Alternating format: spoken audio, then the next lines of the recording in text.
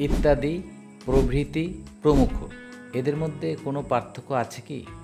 ইতি ও আদি মিলে হয় ইত্যাদি। এর উৎপত্তিগত অর্থ শুরু থেকে শেষ হলেও এর ব্যবহারিক অর্থ এরূপ, আরও, এই রকম। সব না লিখে আরও আছে বোঝাতে ইত্যাদি অব্যয়টি ব্যবহার হয়। প্রভৃতি এটিও একটি অব্যয় যার অর্থ ইত্যাদি। এগুলো একটি আরেকটির সমার্থক। তবে ব্যবহারে কোনো পার্থক্য আছে কি?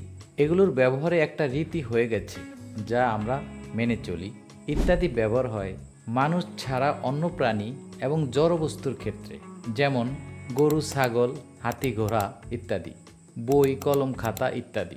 প্রভৃতি ব্যবহার হয় শব্দ, সাহিত্য ও ব্যাকরণ শাস্ত্রে, যেমন রামায়ণ, মহাভারত, ইলিয়াড প্রভৃতি, বা সন্ধি, সমাস, কারক প্রভৃতি।